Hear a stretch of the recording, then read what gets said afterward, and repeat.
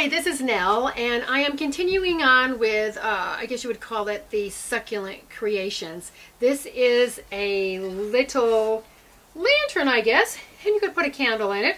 I bought it at a pottery place where I always stop and I buy a pot because they have a discounted area, but I really like this. I thought it was really fun. And it just sits on top of there, and what is so handy is the top comes off. So you actually could put a candle in here. But what I'm going to do is I'm just going to fill it with moss, and I'm going to make a temporary succulent planting. Actually, they would actually root into the moss too. But if you were going to do it as a permanent planting, you would want to line it with moss and then put some succulent mix in there so it would have something to really root into. But I'm just going to do the moss. So now I'm going to get on with the creating. I have stuffed it full of this preserved and colored moss. I like this green color here. I like it with the terracotta. So I used that, and I decided to leave the top off. I decided to make a live top instead of having the terracotta top. So I put a couple echeverias, some aeoniums, and I did a video for ehow.com a couple weeks ago about pruning my pencil cactus and pencil cactus care. So I had a couple of the pencil cactus clippings, and I think they add a nice this is sort of fun playfulness and a little bit of height too.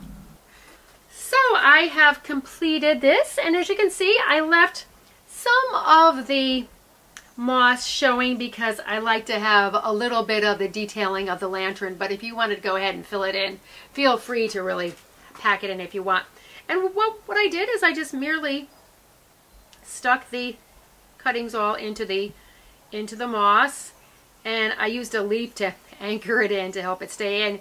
If you were going to transport this somewhere, you would probably want to use a little bit of glue just to make sure everything stayed in there securely. But because this is going to be just staying here and I'm doing it for you, I'm not going to use any glue. But I put some succulents, some sparrow's tail at the bottom with some aeoniums as a little bit of an accent at the bottom, and then I have a string of pearls that's really long, so I always like to use a little bit of string of pearls here and there. So I put some in just to cascade down over, and again, this would make a lovely centerpiece or on a buffet table. Actually, it's a little bit too tall to be a centerpiece, but it could be a focal point anywhere.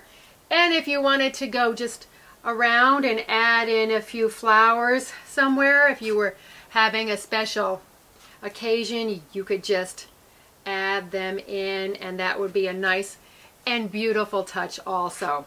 As usual, there's going to be a blog post that accompanies this video, so you can find that at joyousgarden.com/blog. Our blog is also called The Garden Gluttony. And be sure and come back next week because we post a video every week here at Joyous Garden TV. Thanks for watching.